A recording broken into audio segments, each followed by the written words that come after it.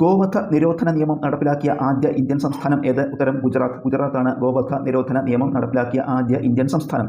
മികച്ച തിരക്കഥാകൃത്തിനുള്ള ദേശീയ പുരസ്കാരം ലഭിച്ച ആദ്യ മലയാളിയാര്? ഉത്തരം എസ് എൽ പുരം സദാനന്ദൻ. ഇദ്ദേഹത്തിൻ്റെ 1967 പുറത്തിറങ്ങിയ അഗ്നിപുത്രി എന്ന ചിത്രത്തിനാണ് പുരസ്കാരം ലഭിച്ചത്.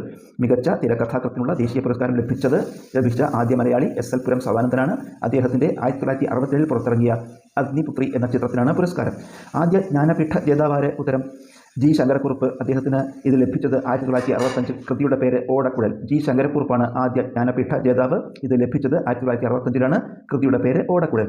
മഹാകാവ്യം എഴുതാതെ മഹാകവി എന്ന പദവി ലഭിച്ച മലയാള കവി ആര്? ഉത്തരം കുമാരനാശാൻ. കുമാരനാശാനാണ് മഹാകാവ്യം എഴുതാതെ മഹാകവി എന്ന പദവി ലഭിച്ച മലയാള കവി.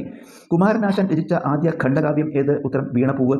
ഇത് രചിച്ചത് പാലക്കാട് ജൈനിമേട് എന്ന സ്ഥലത്താണ്. കുമാരനാശാൻ രചിച്ച ആദ്യ ഖണ്ഡകാവ്യം വീണപൂവാണ്. ഇത് രചിച്ചത് പാലക്കാട്ടെ ജൈനമേട് എന്ന സ്ഥലത്ത് വെച്ചാണ്. പല്ലനയാറിൽ, അതായത് ആലപ്പുഴയിൽ 1924 ബോട്ടപകടത്തിൽ മരണപ്പെട്ട നവോത്ഥാന നായകൻ ആര്? ഉത്തരം കുമാരനാശാൻ. കുമാരനാശാനാണ് ആലപ്പുഴയിലെ പല്ലനയാറിൽ 1924 ബോട്ടപകടത്തിൽ മരണപ്പെട്ട നവോത്ഥാന നായകൻ. ബോസ്റ്റൺ ടീ പാർട്ടി ഏത് വിപ്ലവവുമായി ബന്ധപ്പെട്ടതാണ്? ഉത്തരം അമേരിക്കൻ വിപ്ലവം. അമേരിക്കൻ വിപ്ലവവുമായി ബന്ധപ്പെട്ടതാണ് ബോസ്റ്റൺ ടീ പാർട്ടി. ഇത് നടന്നത് 1773 ഡിസംബർ 16-നാണ്. 1773 ഡിസംബർ 16-നാണ് അമേരിക്കൻ വിപ്ലവവുമായി ബന്ധപ്പെട്ട ബോസ്റ്റൺ ടീ പാർട്ടി നടന്നത്. ആധുനിക ഫ്രാൻസിലെ ജസ്റ്റീനിയൻ എന്ന് വിശേഷിപ്പിക്കപ്പെടുന്ന ചക്രവർത്തിയാര്? ഉത്തരം നെപ്പോളിയൻ. നെപ്പോളിയനാണ് ആധുനിക ഫ്രാൻസിലെ ജസ്റ്റീനിയൻ എന്ന് വിശേഷിപ്പിക്കപ്പെടുന്ന ചക്രവർത്തി.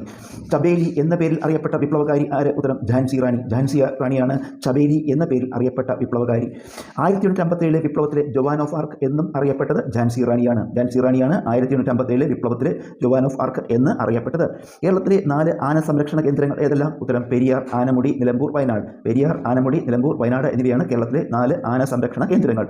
നാഷണൽ ടൈഗർ കൺസർവേഷൻ അതോറിറ്റി നിലവിൽ വന്നതെന്ന്? ഉത്തരം 2006. 2006-ലാണ് നാഷണൽ ടൈഗർ കൺസർവേഷൻ അതോറിറ്റി നിലവിൽ വന്നത്.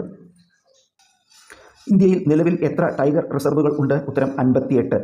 ഇന്ത്യയിൽ നിലവിൽ 58 ടൈഗർ റിസർവുകളാണ് ഉള്ളത്. ഏറ്റവും കൂടുതൽ ടൈഗർ റിസർവുകൾ ഉള്ളത് മധ്യപ്രദേശിലാണ്. മധ്യപ്രദേശിലാണ് ഏറ്റവും കൂടുതൽ ടൈഗർ റിസർവുകൾ ഉള്ളത്. ടൈഗർ സ്റ്റേറ്റ് എന്നറിയപ്പെടുന്ന സംസ്ഥാനം ഏത്? ഉത്തരം മധ്യപ്രദേശ്. മധ്യപ്രദേശാണ് ടൈഗർ സ്റ്റേറ്റ് എന്നറിയപ്പെടുന്ന സംസ്ഥാനം.